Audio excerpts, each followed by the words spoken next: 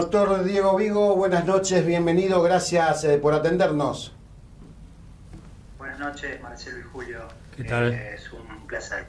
Bueno, estábamos hablando un poquito de lo que fue y es el caso de Sunchales, y finalmente hoy tanto el Ejecutivo como el Legislativo no han aceptado la misiva, la carta que han presentado los vecinos autoconvocados, porque nadie se hacía responsable de ella.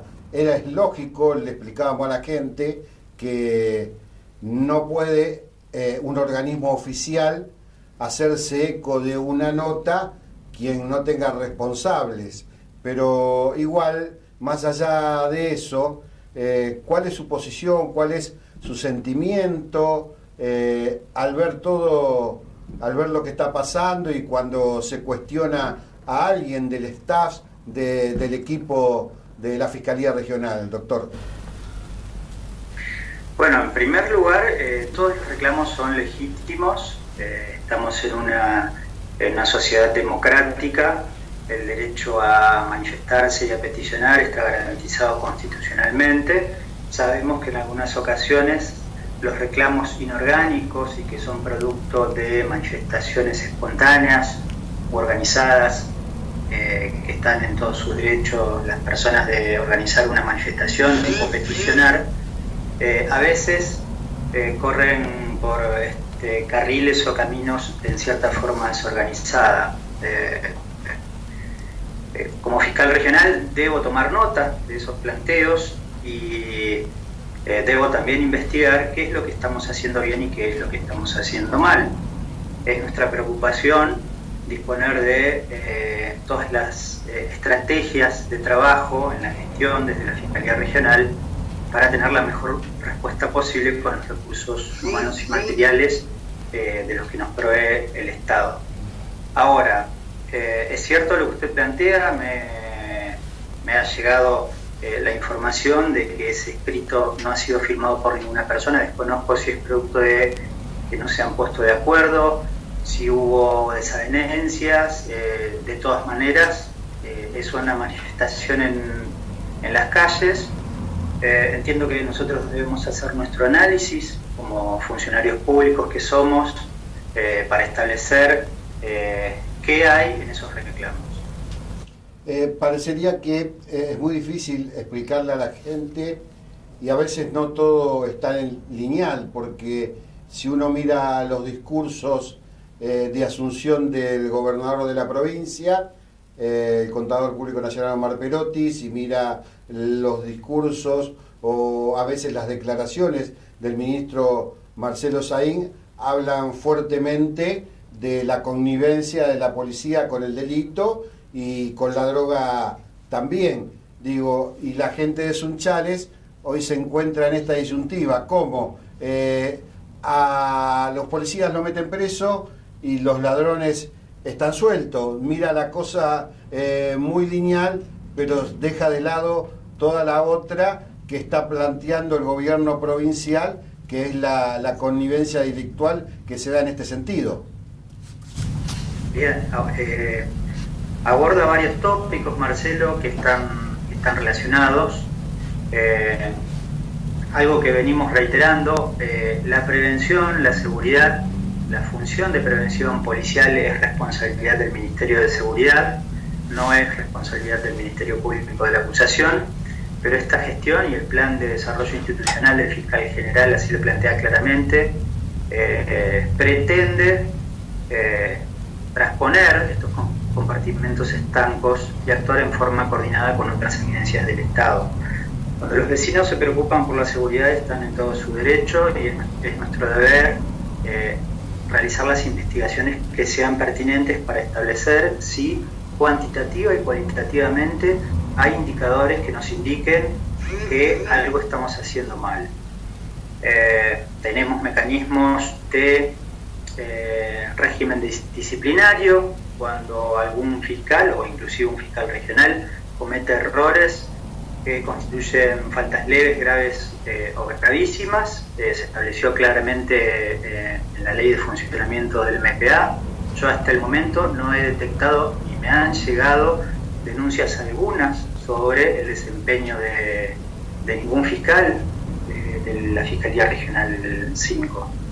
Pero retomando el planteo inicial que usted hizo, el gobernador ha tomado una fuerte decisión política de no ser cómplice de la corrupción institucional, y sabemos que eso es un problema innegable en las fuerzas policiales. Cuando los fiscales están de turno y advierten que se cometió un hecho con características delictuales, tienen el deber de actuar con objetividad e investigar. Nosotros nos encontramos con una situación delictiva en octubre. La fiscal que estaba en turno, la doctora Gabriela Lema, realizó las primeras investigaciones, y luego la fiscal la fiscal Lorena Corakis intervino conjuntamente porque así lo decidí. Se utilizaron las herramientas legales conforme a derecho, se sostuvieron audiencias cautelares donde se solicitaron prisiones preventivas en primera instancia. La jueza sostuvo la calificación de la Fiscalía y dispuso las 8 prisiones preventivas. La defensa técnica planteó la apelación, y en segunda instancia el doctor Oliva confirmó parcialmente la resolución de primera instancia. Es lo que suele suceder en las vías recursivas. A veces se mantienen las calificaciones, en otras oportunidades no. 2 funcionarios quedaron con prisión preventiva y 6 siguen sujetos a proceso bajo la modalidad de prisión domiciliaria. ¿Esto qué quiere decir? Y lo planteaba inicialmente yo en la conferencia de prensa hace varios meses. Soy el primer responsable por velar por el debido proceso, porque los fiscales no actúen en forma arbitraria, y entendemos que en este caso se actuó conforme a derecho. Con lo cual estamos avalados por las decisiones de primera y segunda instancia. Esto por un lado. Por el otro, la manifestación de los vecinos que plantean los policías presos y los delincuentes sueltos es una frase con la que no puedo acordar. Hay una infinidad de policías que son sumamente profesionales, responsables y actúan conforme a la ley, con quienes trabajamos codo a codo todos los días, que no tenemos inconveniente de funcionamiento. Pero en aquellos casos en los que se detectan hechos delictivos, los fiscales lamentablemente tienen este deber, muchas veces antipático, de proceder a detener y a llevar a los responsables de los hechos delictivos a las audiencias en tribunales. Y usted lo sabe perfectamente porque fue uno de los primeros periodistas que asistió a tantas audiencias de cautelar, de juicio oral. Ahora, lo que nos preocupa es esta variable que se está manteniendo de la corrupción institucional. Hoy nos desayunamos con la novedad de que fue intervenida la Unidad Regional 1 en Santa Fe por los lazos con el narcotráfico. Y nosotros no podemos desconocer que los hechos violentos que se presentan como delitos que usualmente se denominan predatorios comunes, no podemos desconocer que tienen estrecha relación con determinadas organizaciones delictivas, y ni hablar con el narcotráfico. Doctor, y a esta pregunta que la gente se hace, que yo sé que no es tan fácil responder, ¿por qué los delincuentes están sueltos? ¿Qué hay para decir al respecto? Que tiene que ver con que no se lo... Porque creo que uno de los que anda sueltos, por ejemplo, por eso la gente hace muchas veces la comparación, que a veces son 2 casos diferentes, pero no tiene que hacerla, que es el mismo que supuestamente había sido torturado, es el mismo que hoy está cometiendo delitos en Sunchales. Más allá del caso puntual, digo, los delincuentes están sueltos porque cometen delitos que no son escarcelables, porque son escarcelables, porque no se les encuentran las pruebas. ¿Cómo se le explica eso? Bueno, lo primero que debo tomar es esta frase de los delincuentes están sueltos.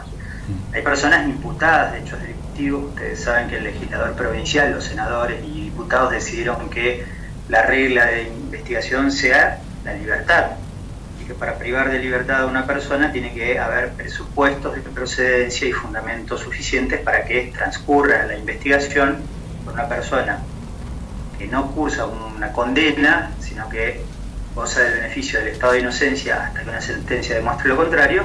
privado de libertad. Entonces, cuando decimos los delincuentes están sueltos, yo debo analizar cada caso por caso. Se han obtenido muchas prisiones preventivas. Yo esto lo he hablado inclusive en varias reuniones con el propio intendente de Sunchales.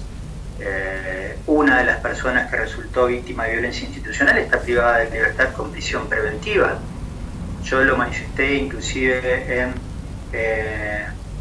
la conferencia de prensa ya por octubre. Tenemos el deber de actuación con objetividad. Se investigan todas las conductas delictivas. Y a ustedes mismos no escapa el dato alarmante de que hay organizaciones delictivas integradas por policías. La banda de los monos, el 50% o más, estaba integrada por fuerzas policiales. Y a esto no lo podemos desconocer. Yo no estoy diciendo que la institución policial sea corrupta, pero no podemos hacer un análisis lineal de que de un lado están los delincuentes y del otro quienes cumplen la ley por el hecho de pertenecer a una institución. Si nosotros no analizamos las causas del delito en su complejidad y con el deber de intervención estratégico, vamos a seguir teniendo problemas. Digo, si hay personas en estado de libertad que alguien considera que debería estar preso y hay un fiscal que no actuó conforme a derecho, existen los mecanismos legales para hacer las presentaciones en la propia auditoría del Ministerio Público de la Acusación, en la Fiscalía Regional o en la propia legislatura, para hacer las denuncias pertinentes. Entonces, esta disconformidad en relación a la actuación de la Fiscalía supuestamente siendo cómplice de delincuentes que están libres en la calle, habiendo cometido delitos que están probados, yo no estoy de acuerdo con esa manifestación, porque soy el primer responsable por velar en cuanto a que se investigue como corresponde. Me queda claro, y cualquiera que haya hecho la escuela primaria sabe que los tres poderes del Estado son el Ejecutivo, el Legislativo y el Judicial.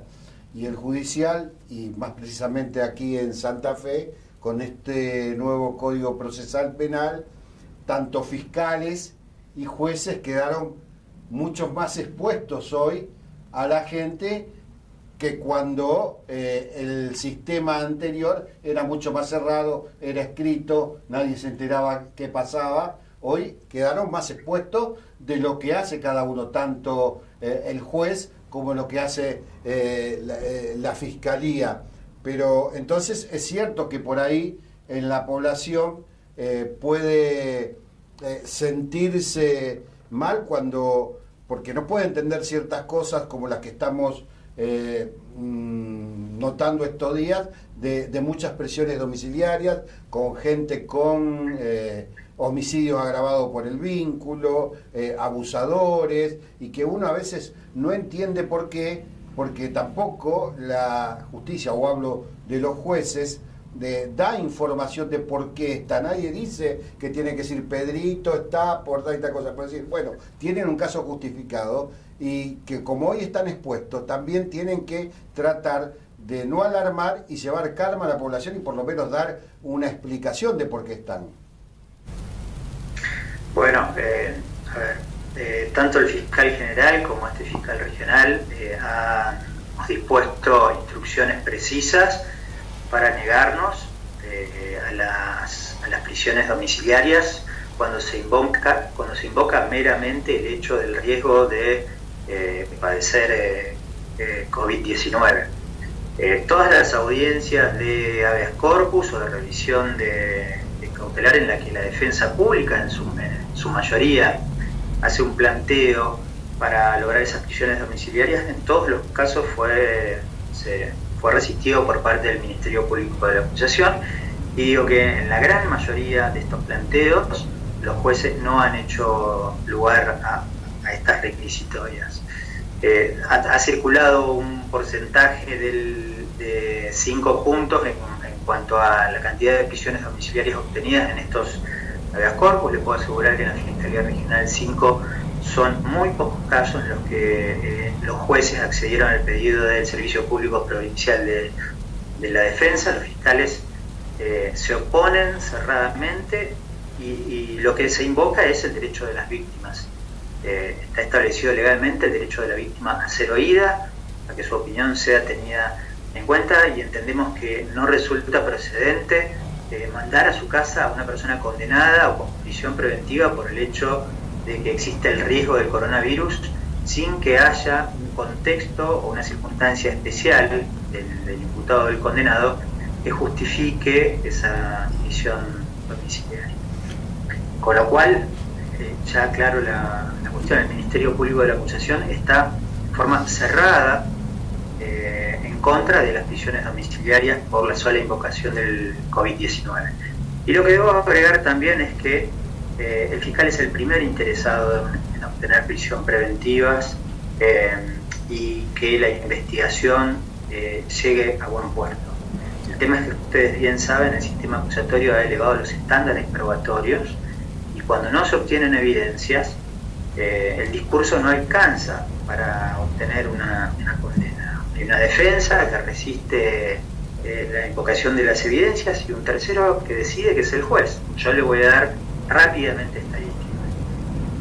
Y cito las dos fiscales que son mencionadas en este planteo, llamémosle popular, sin la firma de nadie, su supuesta connivencia con el mundo delictivo. Las fiscales Lema y Corakis son de las fiscales que más prisiones preventivas obtuvieron en los últimos 2 años de la unidad fiscal Rafael. Entonces, yo voy a la estadística y me pregunto qué es lo que se está planteando, cuál es el reclamo. Creo que, en definitiva, hay un descontento en relación a la reiteración de hechos delictivos, a los niveles de inseguridad, y entiendo. ¿Y cree que a alguien le molesta estas prisiones preventivas? ¿Perdón? ¿Cree que a alguien le molesta estas prisiones preventivas? Tal vez molestan determinadas prisiones preventivas, pero nosotros no vamos a claudicar en nuestro objetivo institucional. Los delitos menores o más complejos deben ser investigados y con más razón aquellos delitos que causan una altísima dañosidad social y que generan un impacto negativo en la confianza hacia los servidores del sistema, como puede ser el servicio de justicia o de policía. Mire, está establecido cualquier manual de análisis criminal que la violencia institucional está directamente relacionada con la corrupción policial. Yo hoy leía el nuevo caso de corrupción policial de Santa Fe, sí, que está en relación con el narcotráfico, con casos de violencia institucional, y nosotros tenemos el deber de realizar esas investigaciones. Reitero, si hay una denuncia o un planteo concreto sobre lo que podemos denominar mala praxis de un fiscal en determinados casos, puede ser el primer interesado en que se inicie un proceso disciplinario, pero con vaguedades y disconformidades del tipo la responsabilidad de la seguridad de los fiscales que están en connivencia con los delincuentes, creo que ese discurso no resiste la discusión.